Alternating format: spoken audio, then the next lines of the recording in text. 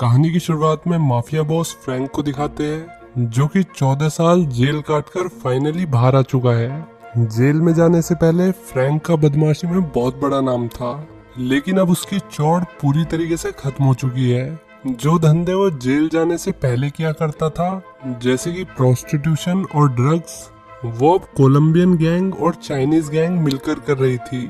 इसी के साथ द गुड सिनेमा पेश करते हैं किंग ऑफ न्यूयॉर्क। अब कोलंबियन बिजनेसमैन एमिलियो को दिखाते हैं, जो कि प्रोस्टिट्यूशन का धंधा करता था।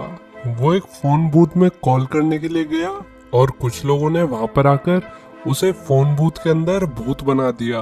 उन्होंने मरे हुए एमिलियो को न्यूज़पेपर दिखाया और बताया कि तेरा बाप फ्रैंक वापस आ चुका है। इसके बाद जिमी नाम का बंदा किंग हीतो से मिलने होटल में जाता है, जहां पर ड्रग्स के बदले जिमी को पैसे लेने थे, लेकिन किंग हीतो पैसे देने के लिए तैयार ही नहीं। फिर जिमी ने मौका मिलते ही किंग हीतो को डैड हीतो बना दिया। और आप लोग समझ ही गए होंगे कि ऐसा जिमी ने किसके कहने पर किया होगा। ऑब्वियसली फ्रैंक के कहने पर। जिमी फ्रैंक का आदमी था और उसने फ्रैंक के इशारे पर कोलंबियन बिजनेसमैन और गैंगस्टर को मार गिराया। सब लोग फ्रैंक की वापसी का जश्न मना रहे थे और फ्रैंक भी वापस अपने चेले चपाटों में आके खुश था। अब जिमी ने फ्रैंक को बताया कि जल्दी उसकी डेलिसियो नाम के मिडलमैन के साथ मीटिंग है। फिर फ्रैंक मीटिंग के लिए पहुंच गया। वहां वो अपने बड़े बड़े दोस्तों से मिला, जिनमें लॉयर, जज और बिजनेसमैन शामिल थे। उसने मिडलमैन डेलिसियो से कहा कि जल्द से जल्द उसकी मीटिंग क्ले नाम के माफिया बॉस के साथ फिक्स कराई जाए। इसके बाद फ्रैंक एक लड़की को लेकर वहां से निकल गया। फिर डेलिशियो क्ले के पास जाता है और उससे फ्रैंक के साथ मीटिंग करने के लिए कहता है, लेकिन क्ले ने मना कर दिया, ये कहते हुए कि मैं नकली गैंगस्टर्स के साथ मीटिंग नहीं करता, जो 14 साल बाद अभी छूट के आए हैं। फ्रैंक के बिजनेस प्रपोजल को रिजेक्ट करने का तरीका थोड़ा कैजुअल था। इसके बाद फ्रैंक को दिखाते हैं, जो कि अमेरिकन मेट्रो को दिल्ली मेट्रो बना रहा था। तभी वहां पर दिल्ली मेट्रो की आंटियों का रोल निभाने के लिए अंकल आ पहुंचे। वे लोग फ्रैंक को अकेला देखकर उसे डराना चाह रहे थे, लेकिन वे नहीं जानते कि वे जिसे डरा रहे हैं उसके तो पहले से ही पैर कांप रहे हैं।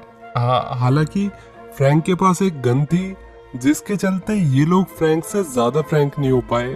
फ्रैंक ने भी ना ज्यादा कुछ नहीं कहा, बस नोटों की एक गड्डी पकड़ाते हुए कहा कि कल ताज होटल कमरा नंबर 420 में मुझसे मिलना। इसके बाद फ्रैंक क्ले से मिलने जाता है, जिसने उसका बिजनेस प्रपोजल ठुकरा दिया था। फ्रैंक ने उसे कन्वेंस करने की भी कोशिश की, लेकिन क्ले का यही कहना था कि वो छपरियों के साथ बिजनेस नहीं करता।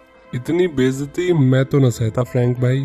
और फ्रैंक भाई ने भी नहीं सही, उसने क्ले और उसके आदमियों को मौत के घाट उतार दिया और फिर उसके पूरे बिजनेस पर अपना कब्जा कर लिया, जैसा कि उसने कोलंबियन बिजनेसमैन के साथ किया था।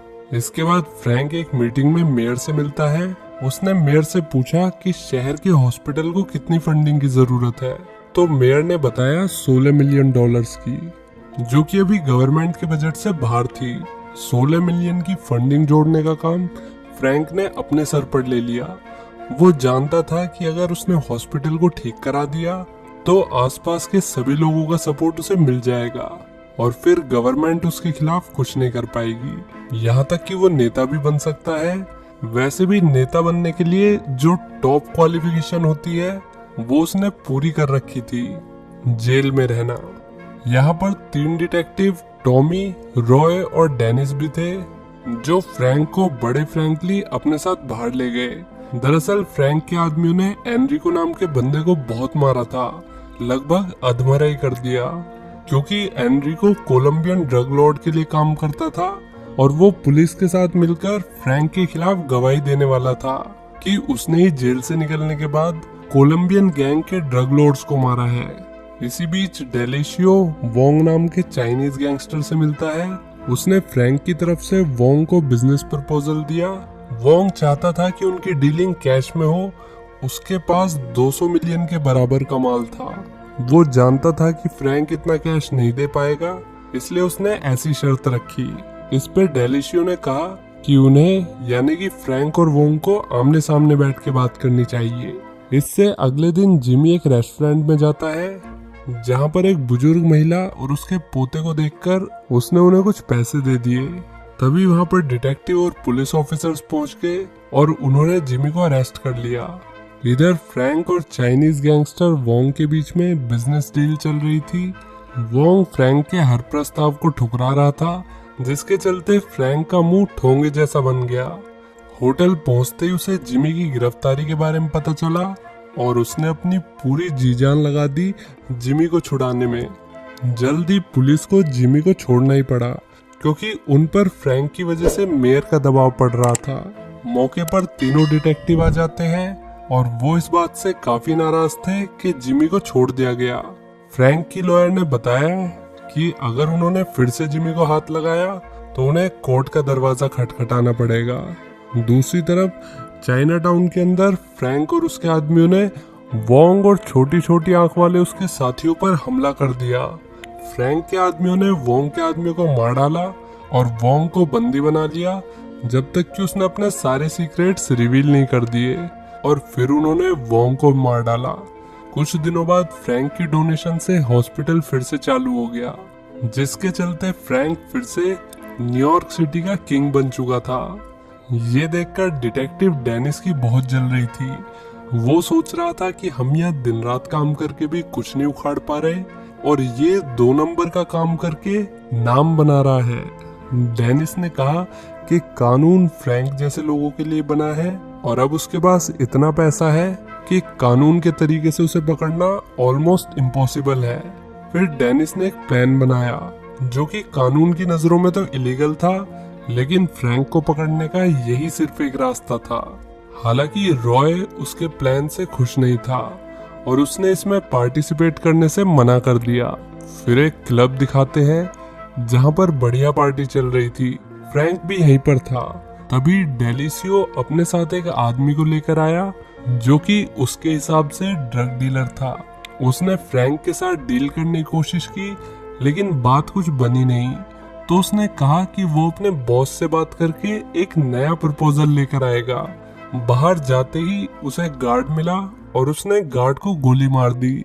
इसका मतलब ये कोई ड्रग डीलर नहीं, बल्कि ये तो डिटेक्टिव है जो कि डेलिसियो के साथ मिलकर फ्रैंक को पकड़ने आया है।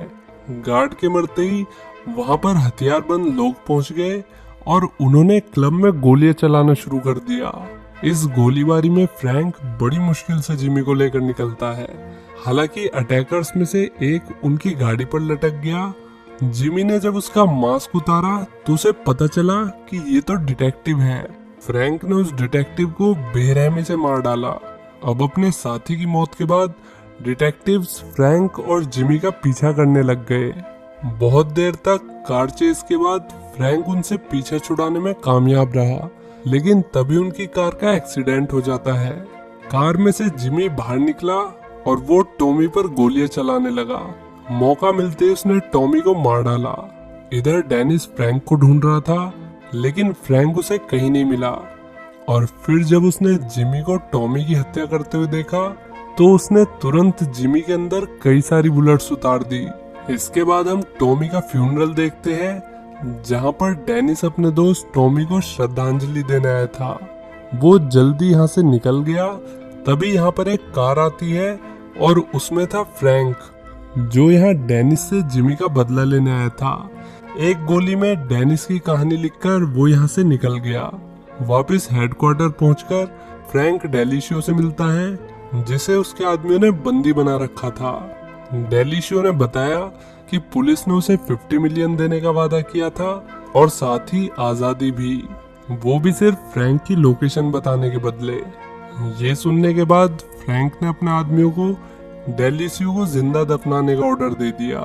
आखिर में रॉय, जो कि तीसरा डिटेक्टिव था, वो फ्रैंक से मिलने उसके होटल पहुंचता है। फ्रैंक ने उसके सामने सब कुछ कबूल कर लिया कि उसने ही कोलंबियन ड्रग लॉर्ड्स को मरवाया था, साथ ही उसके डिटेक्टिव साथियों को भी। फिर फ्रैंक ने रॉय को कुर्सी से बांध दिया। हालांकि फ्रैंक के जाते ही रॉय ने खुद को छुड़ा लिया। वो फ्रैंक का पीछा करते करते मेट्रो तक पहुंच गया। फ्रैंक ने एक पैसेंजर को शील्ड की तरह इस्तेमाल किया और फिर बेदर्दी से रॉय को गोली मार दी। इसके बाद उसने टैक्सी ली। यहाँ पर हम देखते हैं कि गोली फ्रैंक को भी लगी थी। जब टैक्सी वाले ने उसके हाथ में बंदूक देखी तो उसने टैक्सी साइड में लगा ली और बाहर निकल गया। पुलिस अब आ चुकी थी, लेकिन उन्हें क्या पता कि फ्रैंक तो उनके आने से पहले ही जा चुका है, वो भी ऊपर। दोस्तों, क्राइम का रास्ता वाकई में तेज है, इतना तेज कि बंदा टाइम से पहले ही ऊपर पहुंच जाता है। कभी भी क्राइम के रास्ते को अपनाने से पहले क्राइम पेट्रोल देख लेना, पुलिस से बचने की टिप्स मिल जाएगी। खैर, सावधान रहे, सतर्क रहे। वीडियो अच्छी लगी हो तो लाइक करें और चैनल पर पहली बार आए हो तो सब्सक्राइब कर देना। मिलते हैं नेक्स्ट वीडियो में। Till then, take care, bye bye.